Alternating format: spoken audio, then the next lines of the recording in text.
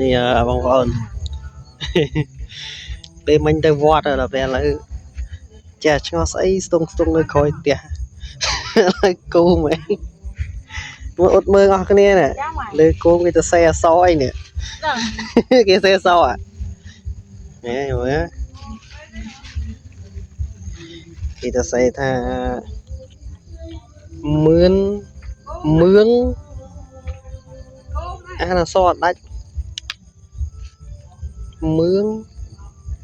ទីគេ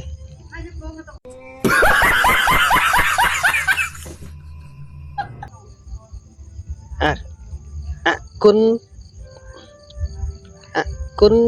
រាធិបមឿងអគុណរាមីបគីសូមទទួលបាននៅសេចក្តីសុខសេចក្តីចម្រើនក្នុងជីវិតអូសាធុម្ចាស់គោមឲ្យពរតាគោមនេះប្រហែលជាលោកហ្នឹងគាត់ថាគោមមែនប្រសក់ធម្មតាទេគោមនឹង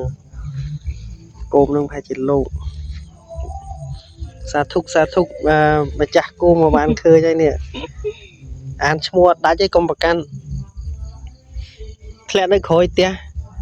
ធ្លាក់ប្រហែលជាតាំងពីម៉ោង8ប្រហែលជាមុនម៉ោង8ព្រោះម៉ោង8យើងទៅគោម៉ាំងគោណាមកបាទអរគុណ